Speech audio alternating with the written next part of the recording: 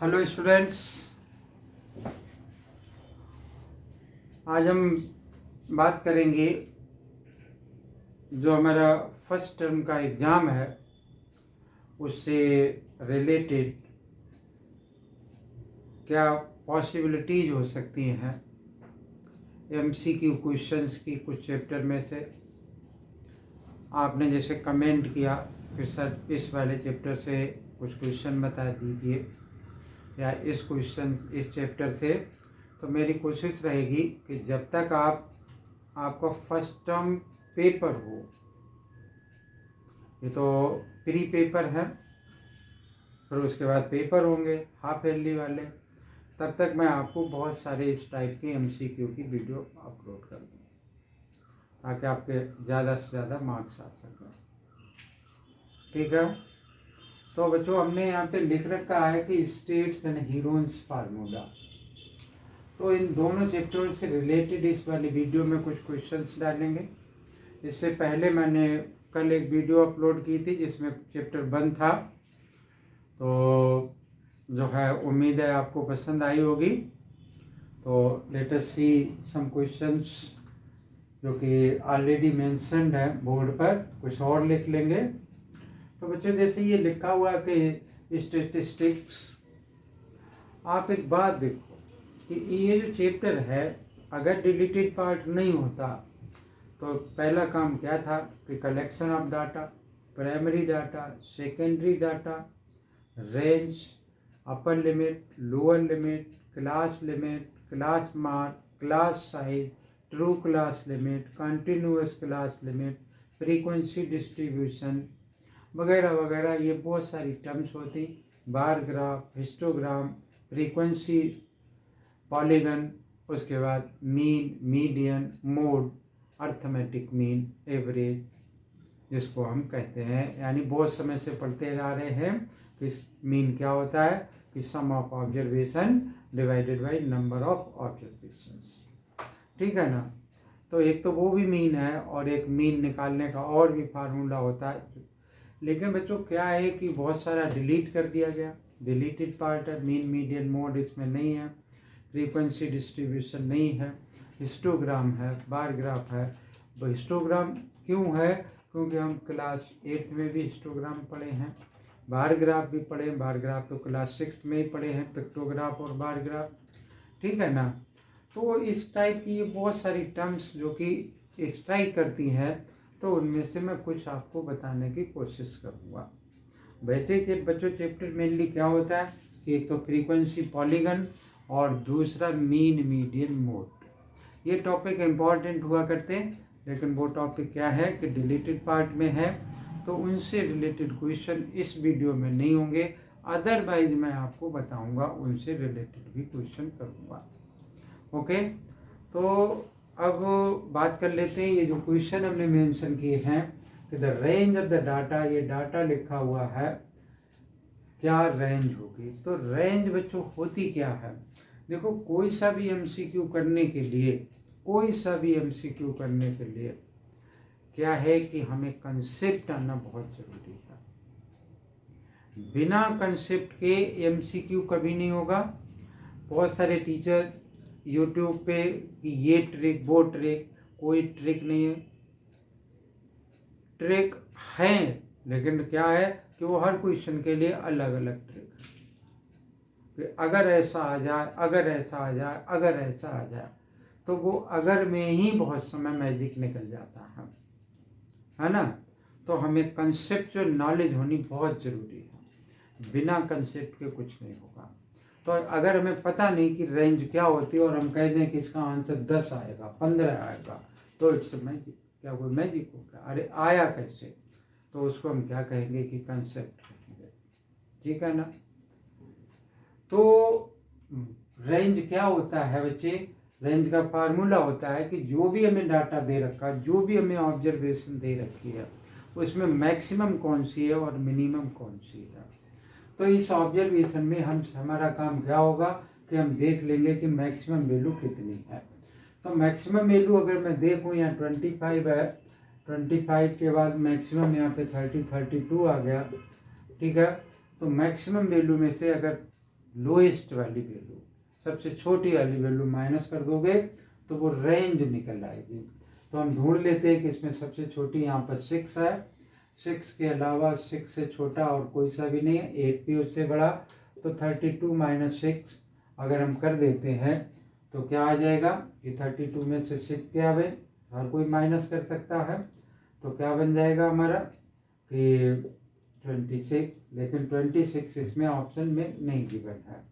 इसका मतलब क्या है कि 32 या तो हमने क्वेश्चन गलत कॉपी किया और या फिर क्या है कि कोई और भी वैल्यू ऐसी है जो कि मिस किया हुआ है। हाँ, इसमें एक ऑप्शन यहाँ पे 26 मेंशन है, तो 26 ये वाला ऑप्शन क्या हो जाएगा, इसका करेक्ट हो जाएगा। ठीक है।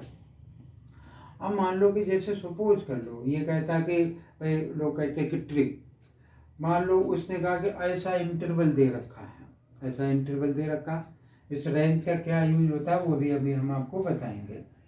तो ऐसा इंटरवल दे रखा है, कह रहा है ऐसा इंटरवल अगर आपको गिवन हो तो इसकी रेंज कैसे निकलेगी, इसमें से इसको माइनस कर दो, बड़े वाले में से ये वाला माइनस कर दो, रेंज आ जाएगी, है ना। तो ऐसा नहीं होता। रेंज क्या है कि ये आया कहाँ से, पहली बात तो हम ये देखें, इसके लिए तो हम रेंज निकाला करते हैं, इसके लिए क्या करते हैं, रेंज निकाला करते हैं। रेंज निकालने से क्या, जैसे 26 आया तो अब मुझे इंटरवल बनाने हैं, तो मुझे 26 नंबर्स हैं, मतलब 26 के बेट तक गए पाए, तो 26 को कितने पार्ट में डिवाइड करते हैं, उसको हम क्लास इंटरवल कहते हैं। ठीक है ना। तो अब ये क्वेश्चन नंबर 2 में क्या कह रहा है, the maximum value if the range is 38 and the minimum value is 82 is, तो ये बच्चों क्या दे रखी है, रेंज दे रखी है, यानी 38 इज इक्वल टू क्या है हमारी मैक्सिमम वैल्यू, मैक्सिमम मैंने लिख लिया, माइनस मिनिमम लिख लिया, मिनिमम वैल्यू, मिनिमम वैल्यू कितनी दे रखी है, यानी 32 is equal to maximum value minus 82, इसको ये माइनस का इक्वल का इस साइड ले आओ, 38 plus 82 is equal to maximum value, कितना हो जाएगा, 8 और 2 10 की 0 कैरी 1, तो 9 हो गया और 9 3 12, तो 120 इसका ये ऑप्शन करेक्ट होगा। ठीक है ना बच्चों। अब इसमें मैं अच्छा नेक्स्ट वाले क्वेश्चन में बताऊंगा, in the class interval 10 20 20 30 the number 20 is included in. अब बच्चों देखो, 10 से 20 यहाँ पर भी लिखा है, 20 से 30 यहाँ पर भी लिखा हुआ है, तो ये हमसे पूछ रहा है ये 20 जैसे आएगा फ्रीक्वेंसी डिस्ट्रीब्यूशन में, तो 20 का टेली मार्क्स अगर हम बनाएंगे तो वो इसमें जाएगा 20 या फिर इसमें जाएगा।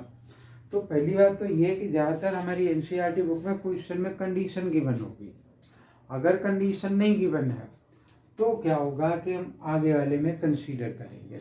जैसे एक तो क्या होता है कि इंक्लूडेड, अगर इंक्लूडेड लिखा हुआ है तो इसका मतलब क्या है कि मैं इसमें इंक्लूड करूँगा। ठीक है। अगर एक्सक्लूडेड लिखा हुआ है तो मतलब मैं इसमें कंसीडर करूँगा। अगर कुछ भी में नहीं मेंशन है, नहीं लिखा हुआ है, तो फिर हम इसमें जाएंगे आगे वाले में। तो ये क्या होगा कि ये ऑप्शन इसका करेक्ट ऑप्शन होगा। अब बच्चों एक बात देखो, ये मैं ऊपर वाला जो क्वेश्चन आपने कर लिए होंगे उनको रब कर देता हूँ ताकि हमारे बोर्ड पे थोड़ा सा स्पेस हो जाए।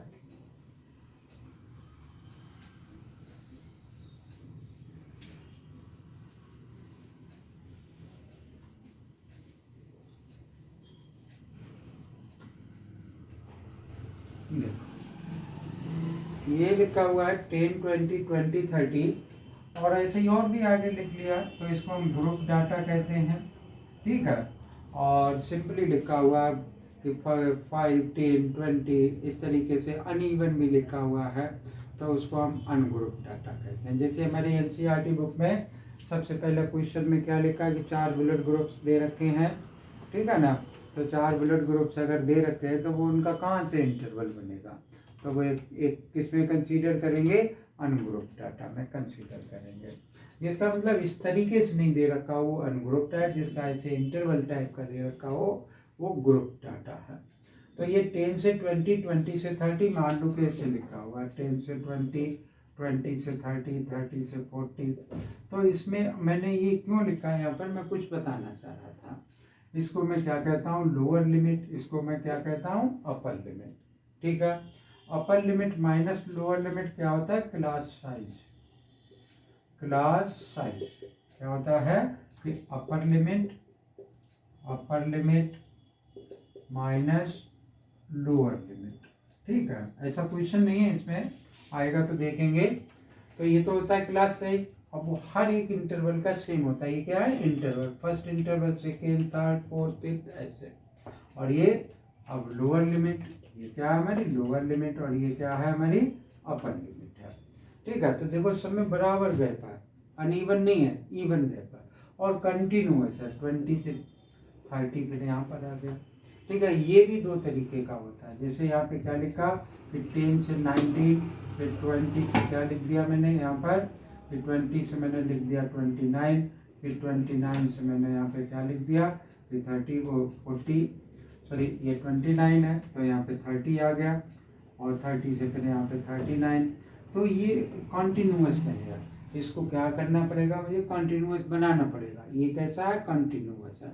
इसको कॉन्टिन्यूअस बनाने के लिए मुझे क्या करना पड़ेगा, 0.5 इसमें माइनस करना पड़ेगा, इसमें 0.5 प्लस करना पड़ेगा।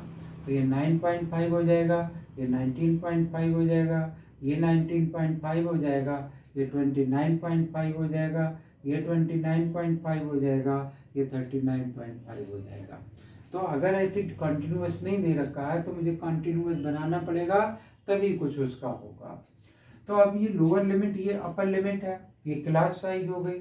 एक बच्चों क्या होता है क्लास मार्क, क्या होता है क्लास मार्क। क्लास मार्क क्या होता है कि अपर लिमिट प्लस लोअर लिमिट और डिवाइडेड बाई 2। ठीक है, क्लास मार्क का दूसरा नाम, दूसरा मतलब क्या कहते हैं कि मिड वैल्यू। तो अलग अलग इंटरवल की मिड वैल्यू हम इस तरीके से निकाल सकते हैं। ओके, तो यहाँ से हमें क्या मालूम पड़ गया, क्लास साइज क्या होता है, क्लास मार्क क्या होता है, कंटिन्यूअस लिमिट्स क्या होती हैं, और डिसकंटिन्यूअस लिमिट्स क्या होती हैं। तो इनको हम ट्रू भी कहते हैं। ये ट्रू नहीं है, इनको ट्रू बनाना पड़ता है। ओके, ये फर्स्ट इंटरवल, ये सेकेंड इंटरवल, ये थर्ड इंटरवल, ऐसे कितने भी हो सकते हैं। ओके, तो ऐसे छोटे छोटे से क्वेश्चन क्या हो सकता है कि एमसीक्यू में पूछे जा सकते हैं। तो अब हम बात करते हैं, ये क्वेश्चन नंबर 4, इसको रब कर देते हैं। और अगर आपको लिखने हैं ये फार्मूले तो आप वीडियो को पॉज करें और फिर लिख लें इसको। ठीक है, in a frequency distribution the mid value of a class is 10। Mid value कितनी, अभी मैंने बता रहा था ना कि मिड वैल्यू यानी मिड वैल्यू क्या थी, क्लास मार्क था। तो ज़्यादातर पेपर में मिड वैल्यू नहीं होता, क्लास मार्क होता है। मिड वैल्यू क्या होती है कि upper limit,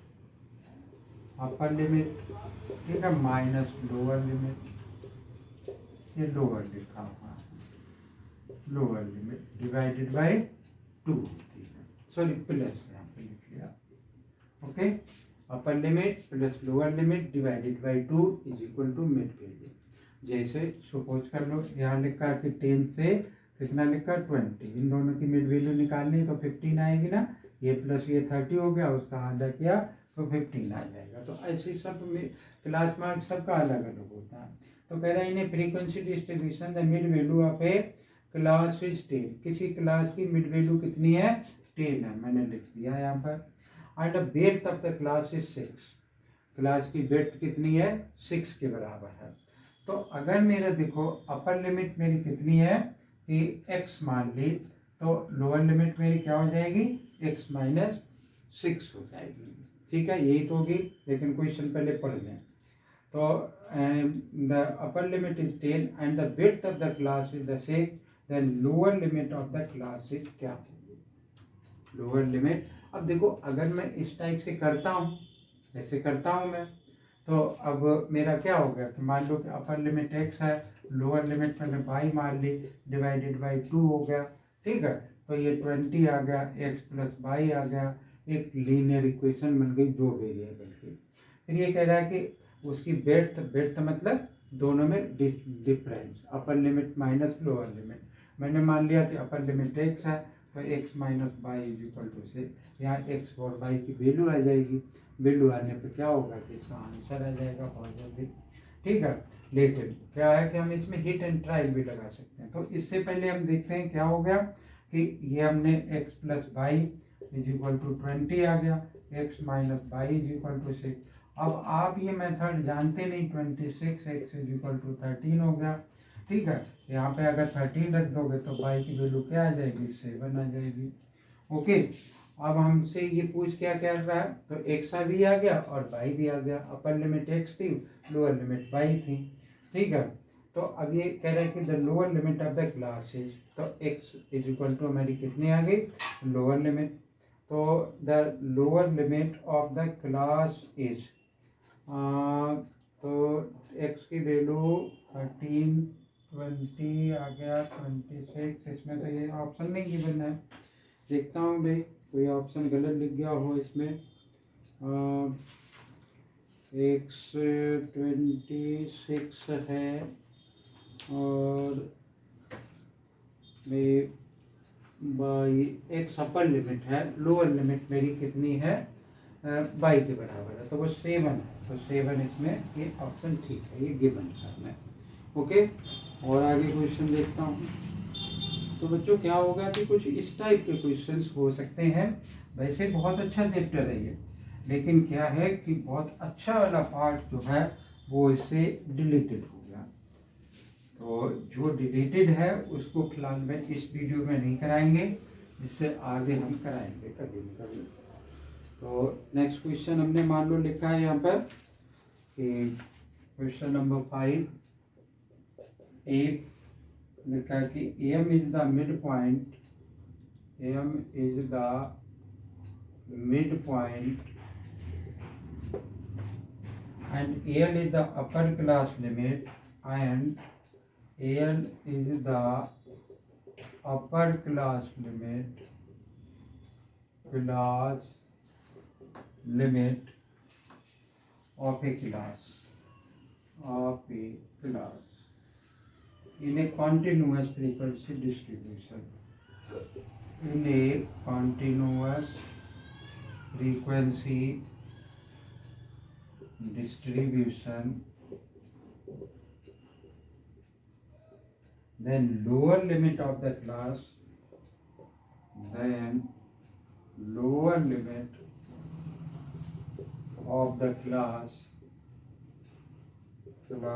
is A is equal to दे रखा है कि 2m plus L, B is equal to दे रखा है 2m minus L, C is equal to दे रखा है m minus L, D is equal to दे रखा है l माइनस 2m। ठीक है, तो बच्चों इस तरीके से ये दे रखा है हमें। ये m is the mid point and l is the upper class limit. m mid point है, ठीक है, और कह रहा है कि l upper class limit, l यहाँ लिखा, and a class is a continuous frequency distribution, the lower limit of the class is। तो यहाँ पर क्या था मेरा लोअर क्लास लिमिट, मैंने x मान लिया, डिवाइडेड बाई 2 कर दिया। ये मिड वैल्यू ही तो दे रखी, मिड पॉइंट ही तो दे रखा है m, तो यहाँ से क्या होगा कि हमारा आंसर निकाला जा सकता है भाई। तो हम मेरे से क्या पूछ रहा है, x की वैल्यू निकालनी है, तो 2m और क्या बन गया is equal to L minus x. Okay, तो अब मेरा क्या बन गया कि 2m minus L is equal to x, ऐसे भी लिख सकते हैं, माइनस का x होगा। ओके, अब इसको ये माइनस का है तो इनके sign L minus 2m is equal to इनके बराबर हो गया।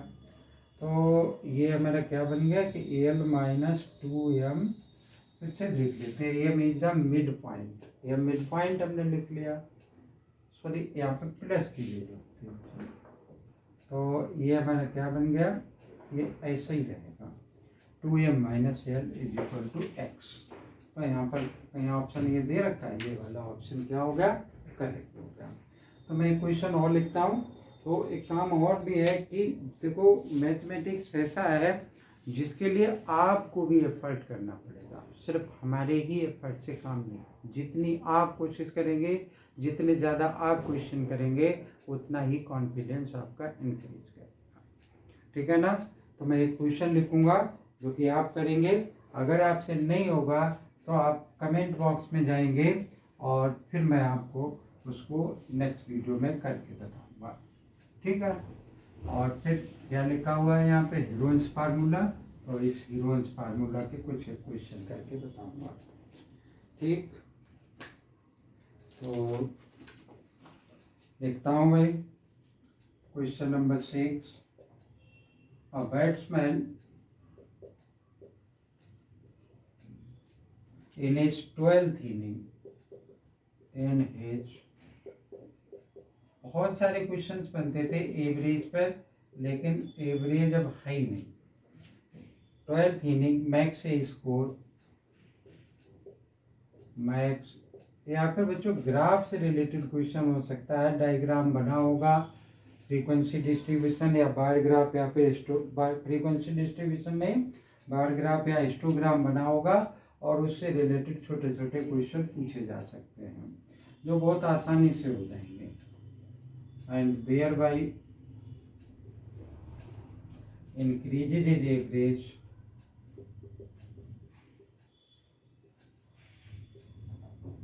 is average score by 2, score by 2. Then the average after the 12th inning, then the average after the average after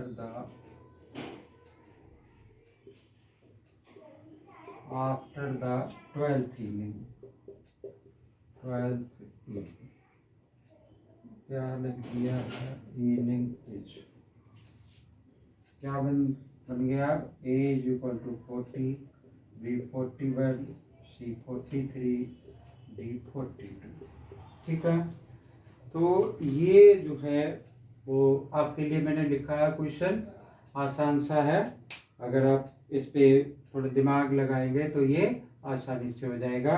अब हम देखते हैं कि ये लिखा हुआ है कि हीरोइंस फार्मूला।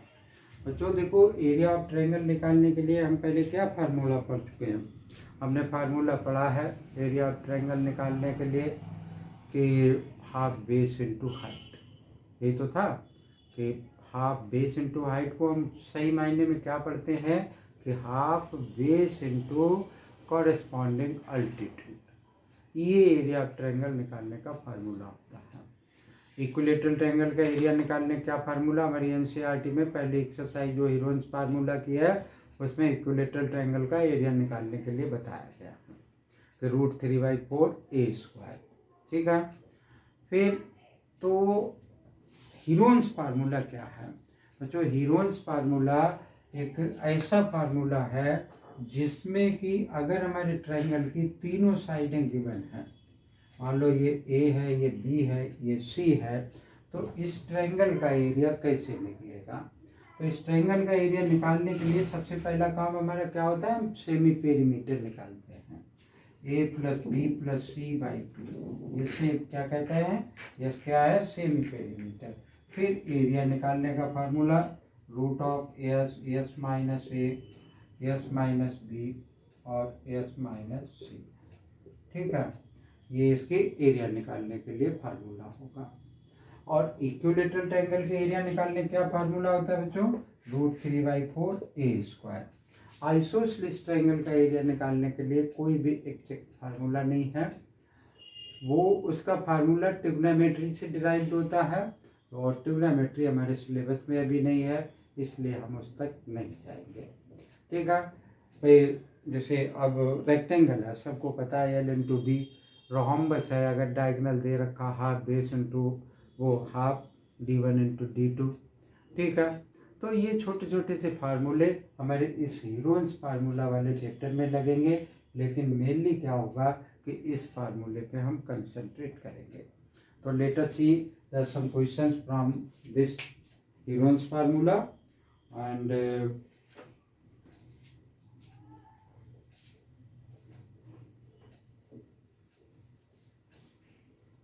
बच्चों देखो, आपका जो है वो डिमांड ये कि ट्रायंगल चैप्टर से कुछ सर क्वेश्चन करा दो।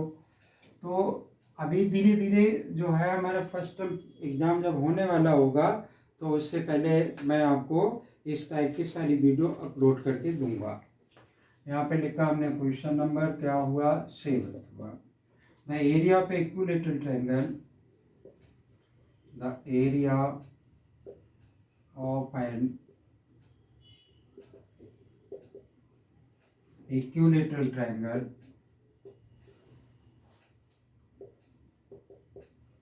विद साइड हमें दे रखी है 2√3 सेंटीमीटर। इसने कहा कि बहुत बड़ी सी वैल्यू दे रखी है, a = 5.196, b दे रखा है 0.866 सेंटीमीटर स्क्वायर, c दे रखा है 3.496, तो d दे रखा है 1.732 सेंटीमीटर स्क्वायर। तो देखो बच्चों क्या कह रहा है कि इक्विलेटरल ट्रायंगल, तो अभी आपको बताया था कि इक्विलेटरल ट्रायंगल का एरिया क्या होता है √3/4 a²। ये a बराबर दे रखा है, तो √3/4 और 2√3 का आप स्क्वायर करेंगे, तो √3/4 इसका स्क्वायर क्या आ जाएगा 4 × 3, 4 से 4 कैंसिल हो गया, 3√3 हो गया। तो 3 अब √3 की वैल्यू क्या होती है 1.73 या 1.732, जो भी वैल्यू आप डालेंगे उसके हिसाब से मल्टीप्लाई 3 से कर देंगे, आपको आंसर मिल जाएगा। ठीक है, क्वेश्चन नंबर 2 देखते हैं भाई इसमें, यानी क्वेश्चन नंबर 8 हुआ। क्या कह रहा है the length of each of the equilateral triangle having the area. तो यानी इसने मुझे दे रखा है लेंथ फाइंड आउट करनी है और एरिया दे रखी है। The length of each side equilateral triangle की सभी साइडें इक्वल होती हैं, of an equilateral triangle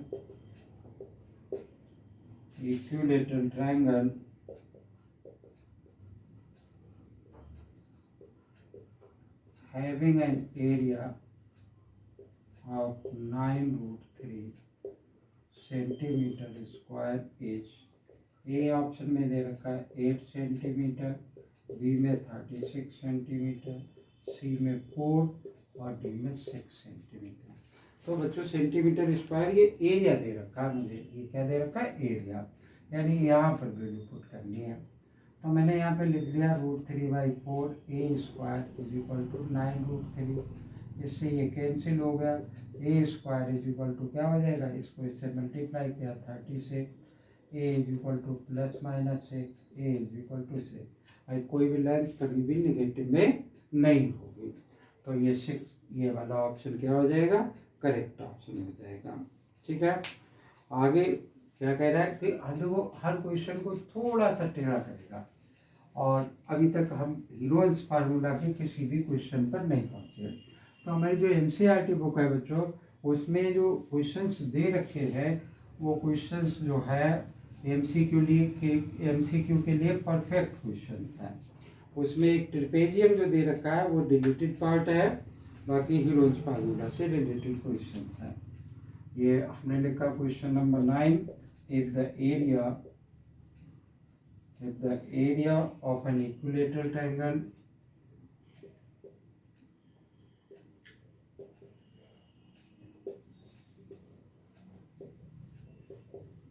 is 16√3 centimeter square, then the perimeter of triangle is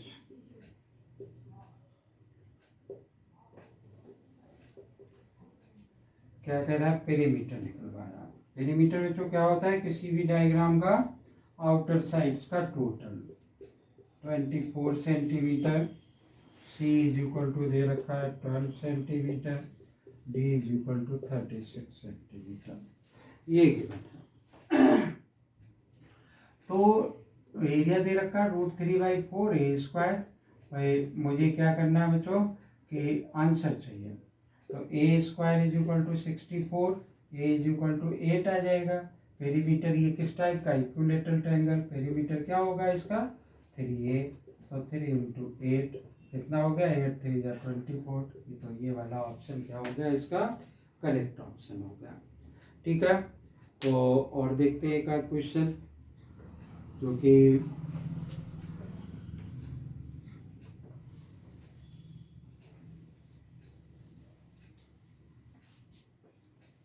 यहाँ हमने लिखा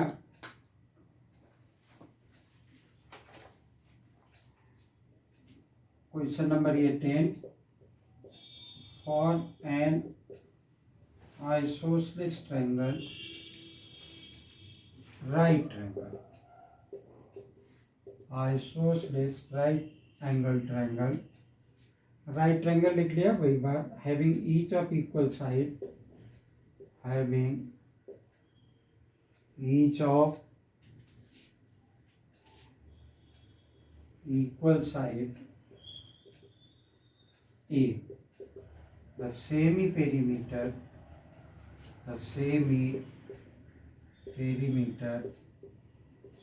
H।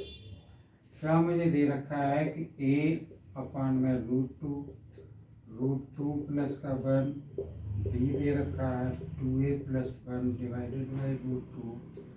C में दे रखा है मुझे क्या कि रूट टू ए प्लस का 1 डिवाइडेड बाई 2। डी में दे रखा है नहीं। ठीक है, यहाँ से क्या कह रहा है N isosceles right angle triangle है, मतलब इस टाइप का ट्रायंगल है ये। ठीक है, having each of equal sides, मान ये तो इक्वल होगी नहीं तो ये इसके इक्वल होगी, तो इससे क्या मुझे सबसे पहले ये चाहिए, तो ये कहाँ से निकल करके आएगा, पाइथागोरस थ्योरम से निकल करके आएगा। ए स्क्वायर प्लस ए स्क्वायर 2a², इसका स्क्वायर रूट करोगे तो क्या आ जाएगा a√2 आ जाएगा, तो ये a√2 आ जाएगा। और मुझे क्या करना है, इसका सेमी पेरीमीटर इन तीनों का सम करेंगे और हाफ कर देंगे, तो इन तीनों का सम क्या आ जाएगा a प्लस ए 2a होगा प्लस a√2, इसका डिवाइडेड बाई 2 कर दिया। इसमें से क्या कॉमन आ गया मेरा a/√2 इसने लिख रखा, तो या फिर सब में इसमें दे रखा है ये, तो लेकिन इसमें 2a नहीं दे रखा है, तो क्या होगा इसका ऑप्शन। तो हम एक काम कर सकते हैं, जैसे इसको या तो हम इससे कॉमन ले लें और तब देखें क्या ऑप्शन होगा, लेकिन इसमें 2 है तो √2 आना चाहिए। तो हम क्या कर सकते हैं इसको कि मल्टीप्लाई कर लें, तो ये आ गया a√2 प्लस और a डिवाइडेड बाई √2। ठीक है, क्या ऐसी पॉसिबिलिटी है यहाँ पर, है यहाँ पर। कैसे है कि अगर इसमें से √2 कॉमन लोगे, ठीक है, या √2 से ऊपर नीचे मल्टीप्लाई करोगे, तो देखो क्या हो जाएगा कि नीचे √2 आ जाएगा, √2 आ जाएगा और ऊपर a√2 तो ये दे ही रखा और इसमें से 2 बाहर आ जाएगा। ओके, तो ये वाला ऑप्शन कैसे क्या होगा कि करेक्ट ऑप्शन होगा। ठीक है, नहीं तो फिर से समझ लो कि इसको मुझे इस फॉर्मेट में लेकर के आना है, तो इससे मुझे इसमें से मैंने क्या किया कि √2 कॉमन ले लिया, a√2 कॉमन ले लिया। ठीक है, √2 इंटू √2 2 ओके 2 के इक्वल होता है, तो यहाँ पे 2 आ गया और यहाँ पे प्लस का 1 आ गया डिवाइडेड बाई 2 आ गया। अभी भी ये ऐसा नहीं बना, तो √2 से ऊपर नीचे मल्टीप्लाई कर दिया, रेशनलाइजेशन जानते हैं ना हम, तो √2 से मल्टीप्लाई किया तो क्या आ गया a×2 आ गया और √2 प्लस का 1 आ गया डिवाइडेड बाई 2 √2 आ गया। इस 2 से 2 ये कैंसिल हो गया, ये इसके बराबर आ गया। ठीक है ना, तो इस टाइप से ये क्वेश्चन हो जाएगा। और आगे देखते हैं एक क्वेश्चन।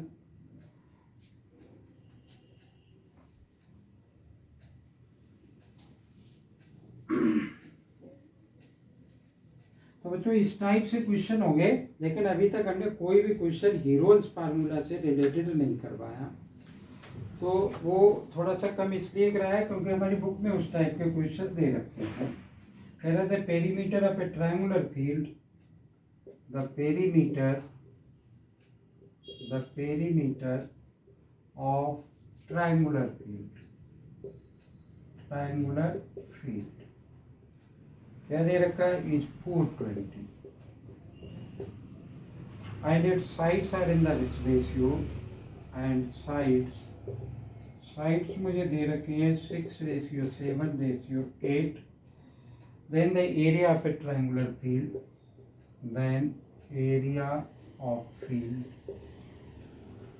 क्या क्या ऑप्शन दे रखे हैं इसने, ए में दे रखा है 2100√15, बी में क्या दे रखा है 2100, सी में दे रखा है 1800 और डी में दे रखा है 9। ओके, तो अब देखो ये मुझे साइड्स का रेशियो दे रखा है और वो पेरीमीटर दे रखा है, तो साइड्स का सम जो होगा वो पेरीमीटर होगा। तो 7x + 8x = 420, इन सब का सम किया 7 और 6 13 और 8 21x 420, x = 420 / 21 20 आ गया। तो साइड्स मेरी कितनी हो जाएगी, एरिया निकलवा रहा है, तो साइड्स मेरी कितनी आ जाएंगी भाई 21 2 0 आएगा यहाँ पे, ठीक है। तो अब मेरी साइड्स हो जाएंगी, इसको 6x यानी 6 × 20, 7 × 20, 8 × 20 क्या बना 120, 140 और 160।